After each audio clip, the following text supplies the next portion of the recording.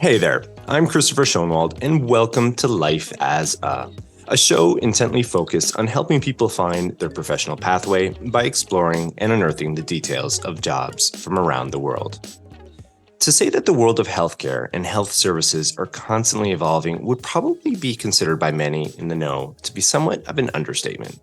Ailments, as far as the diagnosing, treating, and recovery options, continue to evolve at near breakneck speeds, pardon the pun, seemingly matching the pace of scientific breakthroughs and technological advancements we've grown accustomed to from living within the modern era of humanity. Now, being a practitioner within the health sector offers much in the way of excitement and fulfillment due to these very points. However, on the flip side, such rapid evolution also offers challenge for systems and individuals to keep up. Well, on today's show, we have a guest who's firmly entrenched within the healthcare industry and knows a thing or two about all of this. Not only that, he has managed to parlay his skills and expertise into something more, which gives him and many others immense satisfaction.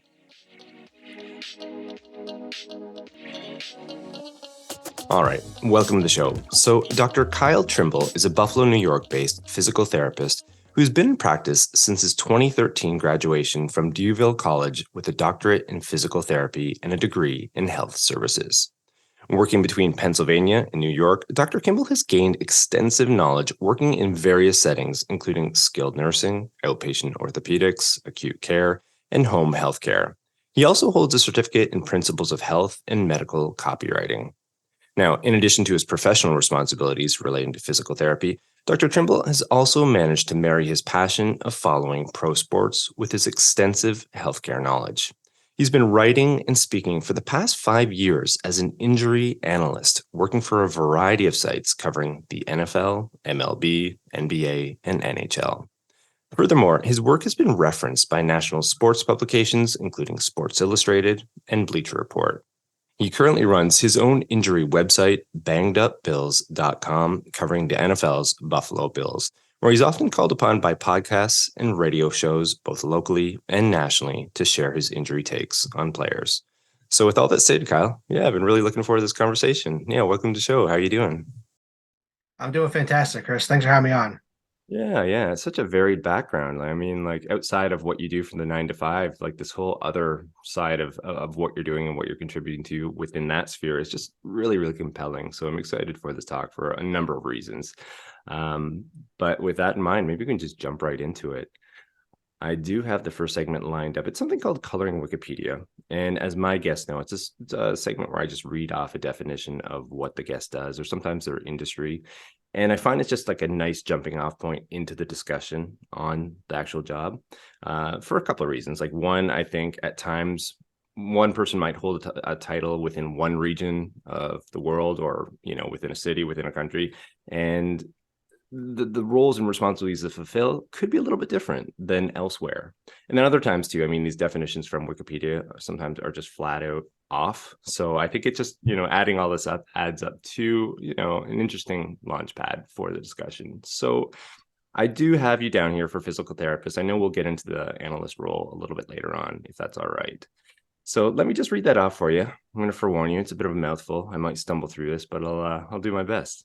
So here we go. Physical therapist.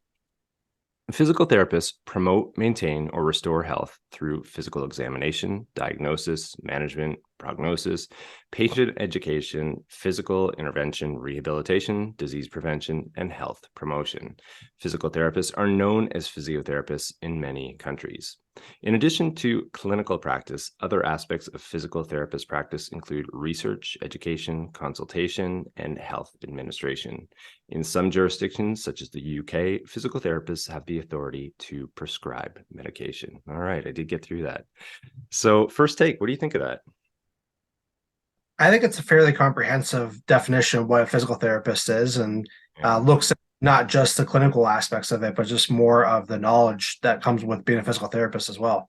Would there be anything that you would add to the definition? Like you said, it is fairly comprehensive, so that might be a tricky question, but The only thing that comes to mind is advocacy. That's the one thing I didn't see in there. I don't know that you can necessarily put that into a definition per se. Mm. With unique skill set of being a physical therapist, being more one-on-one with these people compared to other healthcare providers, Yeah. sometimes just more time with that healthcare provider. If it's your primary care doctor, if you go to the hospital, you might be seeing that person for 5, 10 minutes at a time, and then you're shuffled off to the next person. With that physical therapist, and you see this with occupational therapy and chiropractic, you get them sometimes for a half hour, 45 minutes, an hour, sometimes even longer.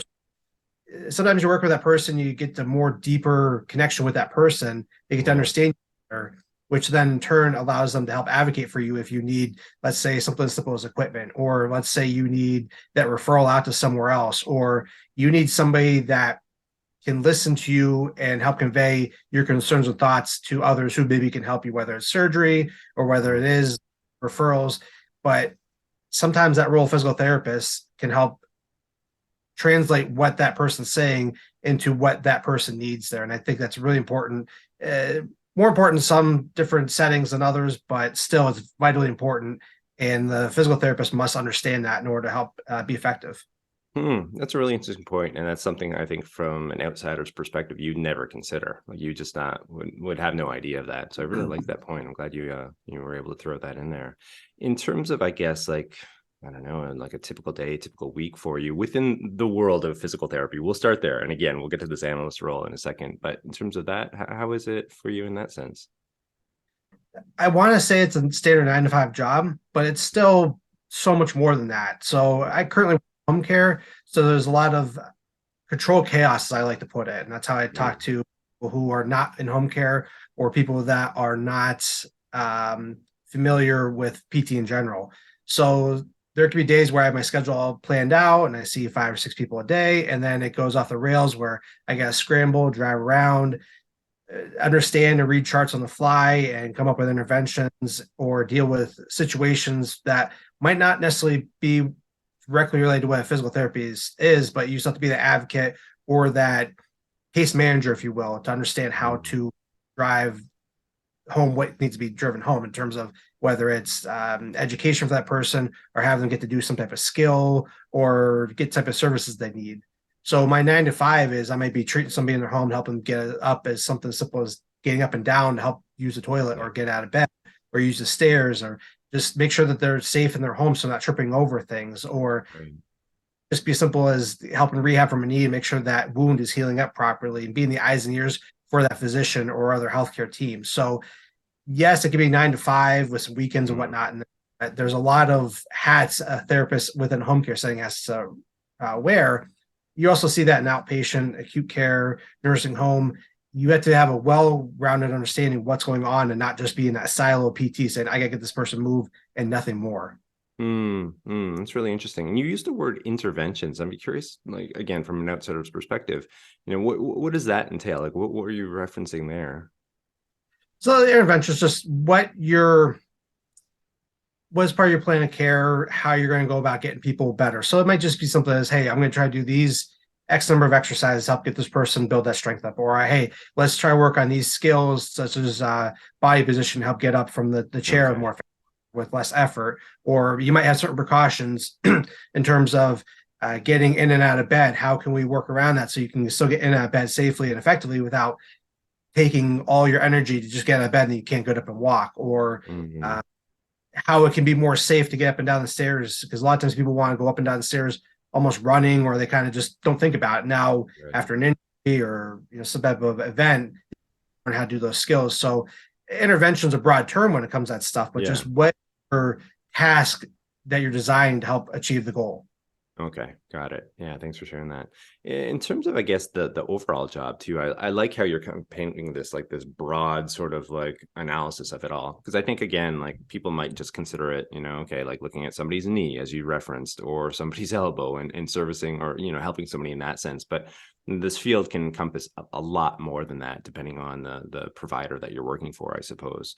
And I think that just gives a nice understanding for people who are potentially interested in the field itself. And also too, it kind of strikes me as well, like when you're referencing all these different things, like the social skills that are probably attached to this as well. Like if you're entering into people's homes, if that's part of your job based on your provider or whatever, you're going to a personal space with people there, and catching them at vulnerable points within their lives as well. So delicately handling certain issues with them, and making them feel comfortable, and giving them degrees of optimism moving forward as well. I'd imagine that to be a pretty important facet of the job as well. 100%. A lot of it's with education, just understanding why somebody has to do something, what the body part is that they're working on, what they're trying to achieve. A lot of times people just know, hey, I'm at point A, gateway at point C, but they know what's in between, which is point B. And that's where I come in to help them understand why they're doing something. Because if you don't understand why you're doing something, you're not going to do it. That's just human behavior. So that's a big role with physical therapists in general. Yeah, excellent. All right. Well, maybe we can slide into a new segment here, Kyle, and it's something called pathways. And my listeners would know that this is about, kind of recognizing that at times, people have these visions of, okay, I want to end up here. This is the career I'm after. But in order to get there, sometimes it's a straight line. Other times there's zigging and zagging, left turns, right turns, you name it. And I'd be curious about your backstory in terms of that. I mean, were you always interested in this line of work from a young age and just sort of beelined right towards it? Or did you have some, stops along the way, or, I don't know, little bumps? I'd love to hear that. It's been an interesting journey, I'll say. So there's two parts that I recall being kind of formative of where I came with PT. Because you reached out to me, it was the first one I remembered, this one here. So I remember in fourth grade, we had to write an autobiography. And of course, you're at 8, 9 years old. There's not a whole lot to write about. But I remember it was write about autobiography, like kind of where you were at and then where you want to go and things like that. I remember one of the things, I have to go find the book and look back more, but I remember one of the things was working as like a trainer or something, working with athletes in like professional setting. I remember drawing out the picture and writing it out, and 9-year-old wording and whatnot, which isn't too comprehensive. But I remember that's one of the things that was so 9 years old, and then I remember the next year I was playing Pee Wee football and I tore my ACL and I had to go through all that. That was my first exposure to sports medicine as a patient. And then I dislocated Eric's knee, blew up my knee playing soccer when I was a freshman in high school. And then I dislocated my shoulder wrestling when I was a junior. Lots of experience there. Yes, exactly. I've been through plenty of PT, but I remember in ninth grade, we were talking about a lot of career exploration.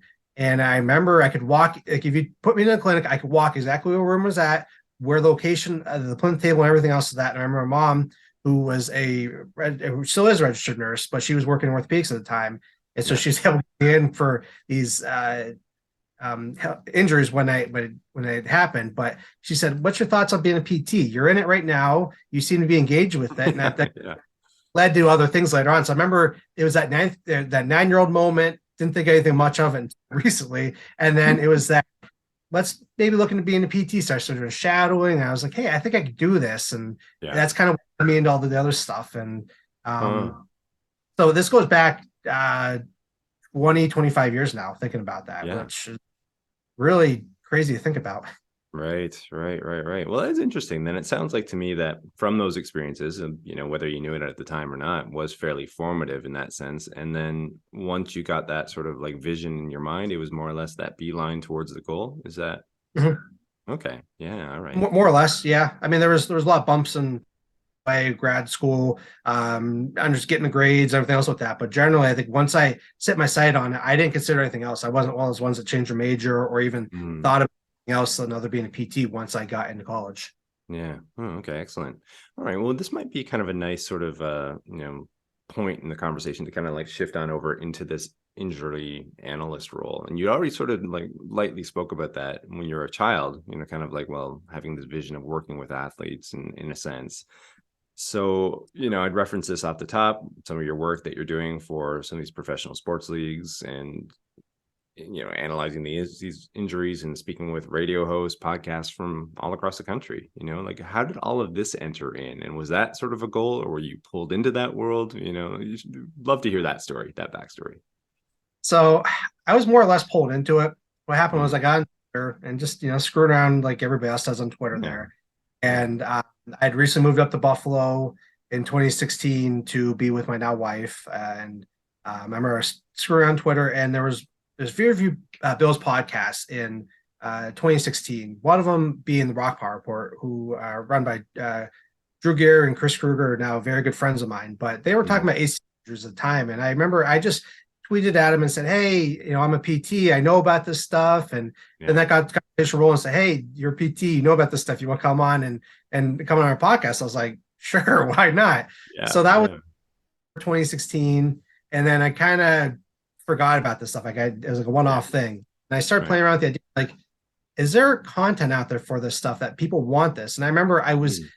satisfied with the level of attention to detail with the injuries. Like you get like, oh, it was a knee or elbow, but like, okay, Right. what is it? How long are they Yeah. gonna miss? Like, just was not that depth there. And of course, talking to a lot of the sports reporters and understanding their backgrounds, most of them don't have that depth there. And it's not saying that they don't No. want, just that they're good at conveying what the information is, not necessarily always understand the context behind it. And that's not their role to do that. Yeah. So I said, hey, what's my thoughts on this? And there really wasn't a ton of people out there doing this already. Mm. Pro football doc, Dr. David Chow, who I'm affiliated with, he had started doing that, but he was still very early on. There's a few others that were kind of just, it was still very Yeah. formative, really, with that. So I played around with the idea. I reached out to two different outlets, and I kind of got rebuffed. I don't know if they didn't see the value or didn't want to put the effort into it. I got Mm. ghosted.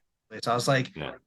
I'm gonna do my own thing. So Sure. I looked at doing that and found WordPress site, got that going, and just started putting out content. And looking back, it wasn't the greatest content, but you got to start somewhere. Of And I course. kind of just Yeah. kept there, and it just kind of led to more and more opportunities. So I've been doing that since the 2017 season, and now it's 2022, and it's built up into something pretty cool. And there's been a lot of cool opportunities and experiences all along the way there. Yeah, 100%. And you're in the right market for it too. I mean, you have a fan base that just devours content 24/7, like 365 days a year, even out of the season as well. People are always kind of interested in what the club is doing. I'm referencing, of course, here the Buffalo Bills. So you have people that are just desperate for this information. They want to know when this player is going to be back in the lineup. They want to know why he's not in the lineup right now. What's the prognosis? What are we looking at here? And the clubs themselves, I might add, pro sports clubs, usually are pretty hush hush on this stuff for Mhm. sometimes competitive reasons, for various reasons. So there's not a lot of information coming out. So somebody like yourself who's filling that gap. And when I say this too, for people who aren't familiar, like Kyle's getting into it, like analyzing tape and looking at the breakdown of where potential injuries could have occurred, and then giving this analysis based off of this. Okay, well, if it's this, then probably we're looking at this time frame for recovery. And people love it. People want to know, like, even for myself, I'm a Bills fan too, like listeners to this pod might know I've had some guests on that are affiliated in some sense to this market and to this team. And yeah, I mean, I love your content. It's kind of how I sort of like discovered you here and why we're having this conversation, really. So I think, yeah, definitely you found this little niche here, and it's developing. And like, I know we're going to get into it later in terms of the demands and everything else, but yeah, really, really fascinating stuff. And I'm just going to quickly interject as well and put this in there also, is that I think, like, in the course of running this program, the people that are like finding these other, I don't know, elements to their job, wearing these different hats, are finding different degrees of satisfaction. And I would suspect, that you're probably gaining this as well from all that you're doing, from one, like the PT work, but then also this other side, this other world that you're, living within. I don't know if I'm onto something here or not, and you can correct me if I'm wrong, but No, you certainly are. I've always enjoyed writing. That goes back once again quite a ways, and I never really considered that a real career choice. Or I don't know. PT was always the first thing, so that's why I kind yeah. of gravitated to the sports and whatnot. But the writing was always kind of there. I remember writing a little bit in high school, and then in college for the school newspaper. Just it was always kind of there. And I remember when I dislocated my shoulder during my junior year of high school, I had to miss the entire season, and then I end up tearing out the shoulder again in my senior year. So I really Jeez. kind of was the last 2 years, but I had done this thing called academic decathlon through my entire 4 years, and I can't remember Mm.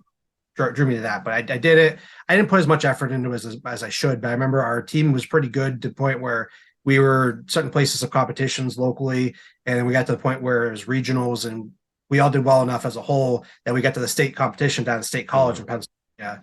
And at that point, we're like, okay, we're not going any farther. Like we got as far as we're going to get. So I took the test and did what I had to do, but there's a writing thing with that.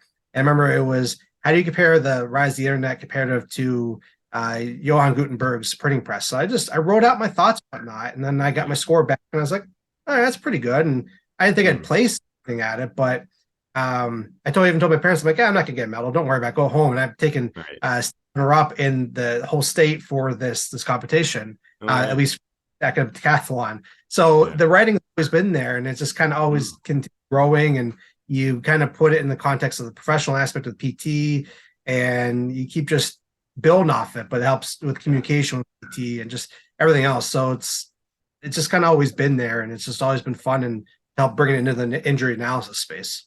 Nice. All right, perfect. Well, let's jump on over into another segment of Q&A discovery. We can kind of just continue this back and forth. And I'd like to kind of continue on with this point. These two worlds that you're part of, the PT work and then also, the injury analysis, like seemingly they're two very different worlds. Obviously, the PT stuff, you're doing it, you're checking people out in person, you're examining them, giving treatment options. And then obviously the injury analysis is, it's more speculative. All you have is the tape essentially, and you're kind of like looking at it and doing the best you can do. And like, well, it's probably this. And based off the limited information you're getting from the clubs, all right, well, then it could be this, or this. Again, very different. But and also in terms of the probably the challenges of both, very different, but also the rewards of each might be unique in that sense. Maybe you could speak to those points as well. So you talked about we're actually diagnosing people, or at least looking at them in person and trying to go off the tape and whatnot. Yeah, we're kind of like an art though. Sometimes you get a ton of information on tape. It's like, okay, that's pretty straightforward. That's the injury. The team is saying as such, and then you can kind of formulate a pretty quick timeline. You saw that with Von Miller to a certain extent with his ACL once they knew what was going on. But even in person, sitting down with somebody, maybe just interviewing for the first time or talk about what they're going through. Sometimes there's some cognitive deficits that prevent them from communicating effectively, or sometimes they say, hey, I have this problem, I don't know what's going on, and I don't know how to tell you to fix it. And sometimes trying to interpret what's going on or what clues you can look at. So sometimes you can get a pretty idea what is going on just by either looking at the person, how they're moving, or asking questions off of that. And then there is some speculation with that, but then speculation can lead to you looking up certain stuff, say, okay, if they're doing this, this, and this, maybe it can be this, and then that kind of leads you to other stuff there. So you can kind of do the same thing with the in-person assessments or video assessment.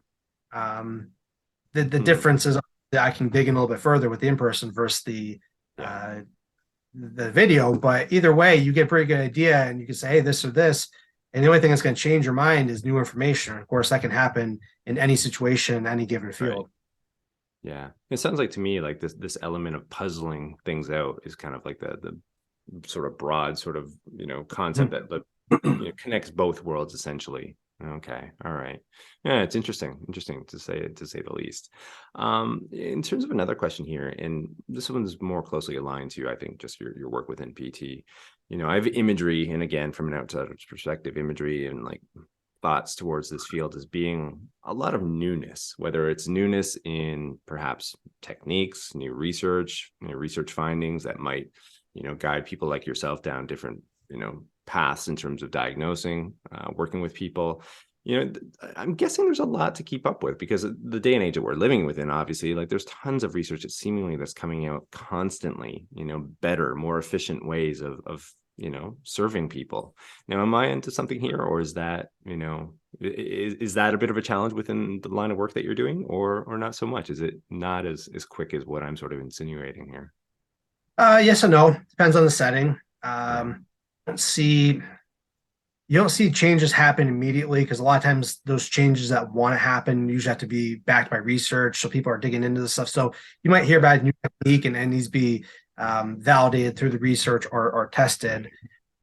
Sometimes it just goes back to knowing the basics, understanding, what you're trying to do with that person. You're not necessarily trying to find the latest and greatest to get that person better. Sometimes you have to go back to the basics, which is you see in any industry that sometimes the basics work because they're the basics for a reason. They're not necessarily easy, but if you master those, you can then apply the higher level stuff or that knowledge to what you're doing later on and make it more efficient or effective and whatnot. So Yeah, there is a lot of advancements over the years. You find certain interventions don't work as efficiently as they used to, or Mhm. not they thought they did, or sometimes they get a second, uh, second wind, if you will, and they sometimes come back around. People are like, I like that idea. Maybe after it kind of fallen out of favor. Yeah. So there's a lot of newness, and I think that's how you keep the profession fresh. And you just want new ideas in order to find better ways to do something. But at the end of the day, you can't always take that new idea and think it's the only way to do things. Yeah. Yeah. Yeah. That's a good point. I'm guessing like when you were just speaking of is probably like considering this information as something that's going to possibly at best accentuate what you're already doing, maybe adding value in that sense rather than replacing actual. Yeah. Yes. Yeah. Got it. Okay. Well, maybe we could return back to the injury analysis roles that you're fulfilling. And again, I alluded to this earlier. I'm guessing that at this point now, some of this is starting to eat into your time. Like there's some demands and people are having of you. Like they want more. They want more. And for those who don't know, I mean, and who don't follow NFL football as deeply as what, Kyle or I might, one of the star players for this Buffalo Bills club recently, was injured. And for a little while there was a lot of speculation about what this injury was. And he's a star player. His impact is felt. And people wanted to know, like, what is going on with him? The club was not putting out a ton of information. There wasn't a lot out there. And yeah, like the demand was there. I mean, the demand was there. And you can speak to this point better than I can. But how this all, again, fits into this world of what you're already doing, like, how do you manage this? And maybe you could speak to all of these points if you wouldn't mind. I question that myself. How do I do? Yeah. I think over the years, if I had tried starting this year, it wouldn't be successful. Yeah. I think starting when it did helps me get better with time management, understanding um, what the goal of the writing is. Because like you could just write, and you get so technical where like I lose you. So sometimes you have to understand what you're trying to convey and what people are looking for too. They don't necessarily need to know the anatomy. I think it's important to know it, but they want to know how long they'll be out, how long is this going to impact them for, and what's their timeline going to be like, and if they're going to be the same person coming back. So I think getting better with that, more writing over time leads you to be more efficient, and then it allows me to get the right information out there with greater accuracy, and then people consume it faster there. And I'll tell you that my site has done very well this year, much to the chagrin of the Bills team being so injured, but it's people want that information. And I look at it as maybe 10, 15 hours a week or something like that, but I'm doing early morning, those late at night, during my lunches. You just try to fit in when you can, but it's all about time management, understanding what's important to talk about, when it's important to talk about, and what's worth talking about. Yeah, true enough. And it's not just the writing, right? Like, I mean, I could reference this off the top. Like, you're being called upon by radio shows, podcasts, again, locally and then nationally as well, to contribute and to fill in the gaps of knowledge for listeners for all these other programs as well. So it's not just the writing, like you're balancing scheduling as well. And of course, preparing, being ready for some of these talks and what you're going to be asked of you. I mean, there's certain demands there that are a little bit different than the writing, I would suppose, too. Oh, absolutely. Yeah. It's all about trying to approach my wife with the best way to, hey, can I go on this podcast? Or, hey, can I do that? And there requires some level of flexibility from that podcast host, and on that, I have kids, I have a full-time job, everything else goes into that. So just understanding, hey, this is flexible for me. I could do it this time. And you try to make it work the best you can. And more often than not, most people are pretty good about understanding the schedule, because it's either say I'm going to be flexible or no. Yeah, exactly. Now, in terms of the rewards of doing all of this, what are you deriving from all of this? I can guess, I can speculate here, but I'd love to hear it from you. It's really cool to see that how many people want to consume the information, how much people appreciate the information, not just the information, but the accuracy and attention to detail. I really try to make sure I put forth an effort to do that there. Because I mean, anybody could just put a guy tore his ACL, or he broke his arm or whatever. But okay, why? What's the why behind it? How did it happen? And what's his timeline going to look? And I think people want that full picture. And they might not read the whole article, and I don't necessarily need them to, but I want them to know that, hey, if they're looking for information, it's going to be there and it's going to be accurate. And so I find it satisfying that people seek out the information. It is cool to see. I mean, people read my site. It's humbling looking at the numbers and like, oh, holy cow! Like if you told me what the traffic would be like now compared to when I Yeah. started in 2016, I wouldn't have believed you. So, Yeah. and then having the opportunities that I've gotten, I met so many cool people. Hmm. I Thurman Thomas a few years ago, Hall of Fame running back for the Bills, Yeah. Yeah. Yeah. professional athletes because of this. It's just sometimes it's the experience is more like I can hold on to those forever and say, man, I got to do that because of Hmm. this. Yeah, totally, totally. I mean, it's a different level of fulfillment, really, Oh yeah. and the neat thing is you're tying these two worlds together, things that you have Mhm. passions for, right? I mean, the work that you're doing within PT, and then obviously that your sports fandom, and bring these two worlds together and deriving some degree of satisfaction from both and how they're intermixing at times. Yeah, how can that not be a rewarding experience? So I totally get that. Yeah. Um, maybe this is a kind of a nice point to jump into this next segment, a water cooler story segment. And hereby, this is where I just ask guests to indulge listeners with a story relating to their profession. So I'd love to hear what you have for us today. Can I share two one? Is that possible? Yeah, go for it. Sure. All right. So two of them, I had a gentleman who was a very obese individual. He's 400 pounds plus, and you do have that in healthcare. People getting bigger and bigger. But I remember he had osteomyelitis of his foot, and he was stuck in the nursing home. Managed to get home through different means and whatnot there, but then he couldn't walk and move around his home as he once did. So he had to have a variety of different pieces of equipment, and really had to modify his lifestyle. And his Mm. goal and use his bathroom again and walk around. And it took us the better part of 2 years to get him up and going again. But it was really cool seeing somebody who was totally dependent, not be able to move around, do anything for himself other than maybe feed himself and brush his teeth and whatnot, to get up with the proper equipment and tools to get at least moving around his apartment and have some level of independence back. And that was really cool. And I look back at that saying, man, I helped that individual do that. That was really, I get goosebumps thinking about that because I know Yeah. that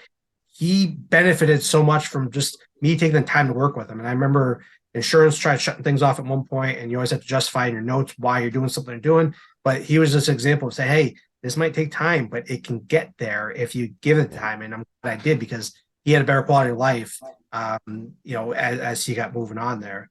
And then the second one was more recent. I had a female who was in her late 20s who had a chronic health issue, but had also gotten COVID, and then as a result got some blood clots in her lungs there. So she was really struggling, had been on oxygen for a little bit, and her goal was to get off the oxygen and resume being what that young 20 some person was like.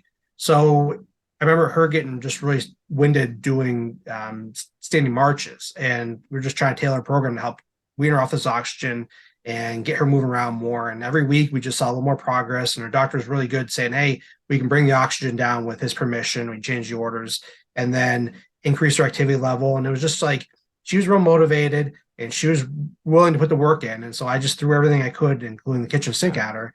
And I remember I started with her in March. I discharged her, I think, in late April, May, and she was running down her sidewalk. And this is like 200 feet, 250. But you Yeah. get this person couldn't even do standing marches without getting super exhausted. Mm. Street at the end, I was like, all right, I didn't do the work, but she did the work. But I helped guide her that, and I Yeah. once again goosebumps on those, and just really cool thing about how my knowledge helped get these people back up to a level of independence and personal satisfaction. 100%, 100%. And as I was listening to both stories, I mean, like what was jogging through my mind is like you're changing people's lives, Mhm. really at the core of it, you're changing their life, their trajectory of their life in that moment, which obviously you're meeting them at a really, I referenced this earlier, like at a really vulnerable point, a really challenging point in their lives. Mhm. And, which can continue on that course without interventions, as you said earlier, or, it can go the opposite way. If you have skilled practitioners like yourself who are able to guide them and put them back on a track where they can, lead fulfilling lives and get back to living, right? So I mean, yeah, how can that not give you goosebumps at times? Like you're really impacting somebody's life and how they how they're functioning within the world. So yeah, totally, totally. I can definitely, appreciate that fact and what you're sharing there. So great. Okay. Well, we are moving on a pretty nice clip here. We're, heading around the bend into the last segment, a crystal ball segment. And as the name implies, we're usually looking at future trends, predictions, so on and so forth. And within this field of PT, we've been speaking about it extensively, and I'd like to know where you think it's heading. I mean, right now, the age that we're within, it's like this digitalization of everything, right? And we've spoken to this point already, in terms of analyzing injuries, maybe in person or via video. I'd be curious about where the industry is heading. And also a second part of this question, could you ever envision, maybe this is happening already, but could you ever envision where some of this is taking part 100% remotely? So the PT field is fully evolving, and to kind of answer part of the second question already, it is. I've dabbled in some digital health. I know that's been the big push with that ever since COVID. Um, Sometimes people want the assistance of a trained professional that they can listen, hear what they hear what's going on, but sometimes don't have the ability or the time to go out and take care of that stuff. So there's been a lot of advances to help take care of that. So I think the question's already been answered. Yes, there are a digital aspect with that, which makes it easier to hit those rural communities or people who work that 9 to 5 and can't get to a clinic, or the copays are expensive, or there's a lot of different things that play into that there. So it continues to evolve, and I think where it also evolves too is the independence with physical therapy itself. Right now, we're part of the allied health, so we rely on the referral model. It's starting to get that, but traditionally, you get that referral from doctor, go to PT, then it's covered through insurance. So many visits, co-pays. It's all just it's a mess right now, and anybody in healthcare will tell you that. But there's a push for autonomy. That's why the profession is now a doctorate. And there's a lot of states that allow direct access, which means you can go see that physical therapist without a prescription, without a referral, and then see them. There's certain checks and balances after some time. You can't see the person definitely, but this allows more autonomy, because sometimes if you go see that person for PT for an ankle sprain, sometimes you get taken care of in 3 weeks, and you're not having to go through your doctor and then get x-rays and maybe get some medication, and then maybe get to PT, and then you're stretching it out. It's like sometimes you can take care of the problem faster. So just to down some of that red tape and allowing PTs to be more independent practitioners, if you will. That's one of the big things I want to see happen, and it is happening. It's just at a very slow clip, like I mentioned earlier. So it just I think that's the biggest thing, is just the autonomy, and then just having people better understand what we do. PT's never been great about marketing, or at least having people understand what we do. And social media has helped with that, understanding what you're looking at. But I think people have to understand that PTs could be on that primary care line. You don't have to go to your doctor for everything. You go to your PT and go to practice. So the more you can have your people to go to, I think the better and more efficiently you can get your problems treated. Okay, excellent. Well, hopefully, through conversations like this, we're able to get it out there and give people a better understanding of, what your work truly is all about. All right. Well, I do have one more question actually within this segment, and again, we're going to kind of jump back into the world of injury analysis within pro sports and whatnot. And we have this, the NFL, which primarily you've been involved with, again, with the Buffalo Bills in terms of your analysis of the players and having this website devoted to that. And this being this multi-billion-dollar industry, you have sports betting sites that are definitely out there. You have fantasy sports leagues, which all, are kind of like built on player performance. And obviously player performance is going to be affected by injuries. Now, I do understand that you've, fulfilled some different roles when it comes to sports betting, fantasy sites already. I'd be curious about where you see all of this going, this side of, your passion. Could you ever foresee a point at which this world of like injury analysis takes over your PT work, or would you even want that to occur, or not? I'd love to hear your insights on that. I can definitely see it. I like the idea of doing that. I like writing. I like using my PT degree for the writing. I like talking about it. I could 100% see that happening. And I know that some people like Stefania Bell of ESPN have done that. And I know the success stories where people are doing that full time, and it's quite taken hold. I'm not saying every network has to have an injury analyst, but you're seeing there's a need for that. I mean, people want Twitter. it. Yeah, they do. And the sports betting stuff, it just, we're going back to the pro football doc that I'm affiliated with. So what I do is I do injury spotting for him. So I'll be watching Bill's game and say, Josh Allen's injured, Von Miller's injured, and he'll go to the video. And, so he kind of, him and I mirror what we do, but then he goes into it differently with the sports betting, things like that, where he's kind of evolved into. But that can affect the lines. If the starting quarterback's not playing, that can definitely 100%. affect Yeah. So like there's a lot into that. I've done sports betting myself with the um I don't bet on sports really. I might throw some money down here and there, but I'm not heavily into that. But Right. even that when I was in that role, you could definitely find an advantage with the injuries and take the line that would be appropriate. And I think Mm, sometimes the downside was you try to look at it from more an emotional standpoint, which is never good. But when you look at it from an analytical side, there is a clear advantage to that stuff. So I would love to do this full time. I can see myself transitioning that. You know, that could be the next chapter of my life.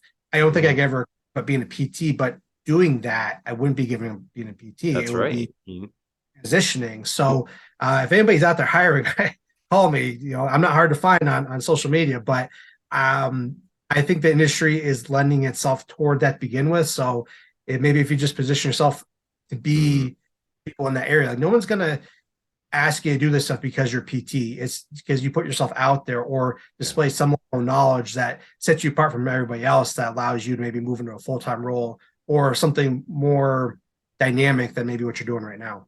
Well, it's a good point that you raise there too. I mean, like you're not abandoning one. The two are, inextricably connected anyway. So it's just an evolution of how you're, I don't know, putting that information out or how you're assisting people. It's just a different avenue or different pathway, essentially. So yeah, totally, I could see that. All right. Well, I mean, I feel like we just blasted through this talk, Kyle, and it's been such a true pleasure. I've enjoyed learning a little bit more about your field and all that you do, and these two worlds that you're involved in. I think it's just utterly compelling. So I thank you immensely for your time today. Well, thanks. I've had a great time to come and talk with you. I'm looking at the time now and I'm like, I thought we had more time than this, or I thought we hadn't gone through like it's just amazing how quickly the time had gone because I enjoyed talking about this. I hope that showed in Yeah, my discussion. yeah, And I could talk for another hour. My wife wouldn't like that, but you know, I do enjoy this stuff. It gets me up in the morning, and it's fun to marry those two professions, or at least the two ideas, into something that like that gives me some pleasure. yeah. Great. Well, I think it's always a mark of a good conversation when they fly by like this. So yeah. So thanks again. Well, for those interested in learning more about Kyle and his work, you can check him out via his website, bangedupbills.com. And also you can find him on a lot of the different social channels. He's on Twitter, Facebook, Instagram, Reddit, at Banged Up Bills. He also has weekly appearances on the Locked On Bills show with NFL Network analyst Joe Marino. Further, you can find him on Buffalo Late Night, a show part of the Buffalo Rumblings series. And lastly, he's also contributing written and video content for Cover One. And of course, if you like today's show, please be sure to share. I mean, that certainly helps. It goes a long way. So you can also rate, review, and subscribe wherever you access your podcasts. And then head on over to YouTube. In the last year, I did launch a channel over there which hosts video conversations. And the cool thing is we will have some imagery associated with the talk. So you can kind of take it in a different manner. And if you do go over there, I mean, hey, I just launched that in the last year. I appreciate the love. Could need a little bit of love. It needs a little bit of love there. Hit that subscribe button. Hit the like buttons for these episodes. And then finally, don't forget to tune in to the next episode of Life as A, where we'll continue to explore and unearth the details of professions and the people behind them. I'm your host, Christopher Schoenwald. Until next time, stay curious about life and living.